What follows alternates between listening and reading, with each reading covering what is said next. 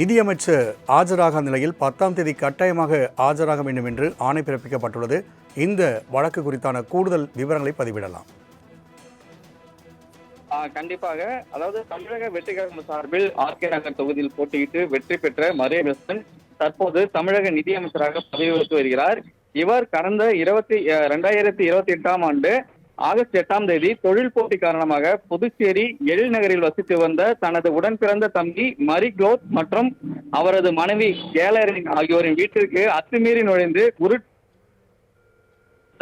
இந்த சம்பவத்தில் காயமடைந்த மரி குளோத் மற்றும் அவரது மனைவி கேலரின் ஆகியோர் லாஸ்பேட்டை காவல் நிலையத்தை அளித்த புகாரின் பேரில் வீட்டிற்குள் அத்துமீறி நுழைதல், தாக்குதல், சொத்திற்கு சேதம், ஆபத்தான ஆயுதங்களால் காயம் ஏற்படுத்துதல், பெண்ணின் மானத்தை அவமதித்தல், கொலை மிரட்டல் மற்றும் கூட்டுச்சதி உள்ளிட்ட பல்வேறு பிரிவுகளின் கீழ் போலீசார் வழக்கு பதிவு செய்தனர்.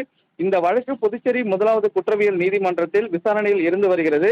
வழக்கு விசாரணைக்காக பலமுறை வாய்தா வழங்கப்பட்ட போதிலும் அமைச்சர் மரியவில்சன் தொடர்ந்து நீதிமன்றத்தில் ஆஜராகவில்லை.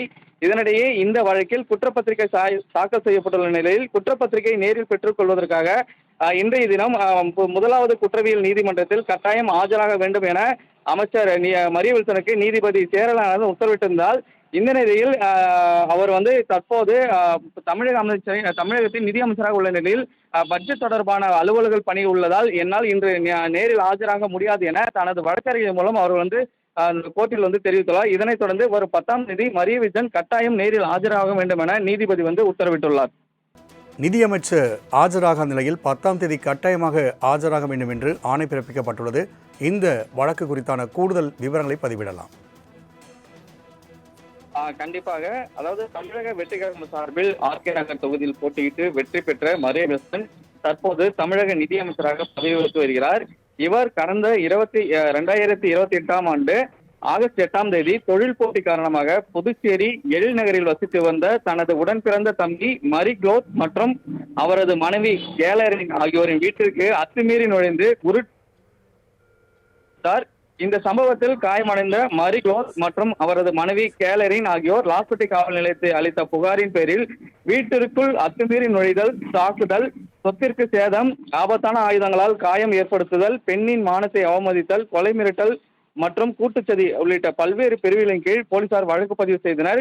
இந்த வழக்கு புதுச்சேரி முதலாவது குற்றவியல் நீதிமன்றத்தில் விசாரணையில் இருந்து வருகிறது. வழக்கு விசாரணைக்காக பலமுறை வாய்தா வழங்கப்பட்ட போதிலும் அமைச்சர் மரியவில்சன் தொடர்ந்து நீதிமன்றத்தில் ஆஜராகவில்லை.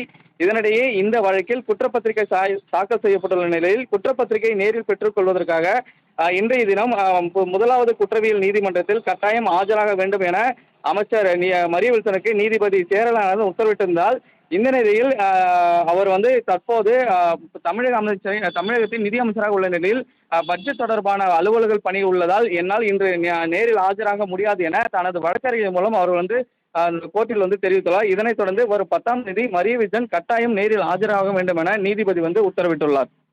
தன்ராஜ், தகவலுக்கு நன்றி.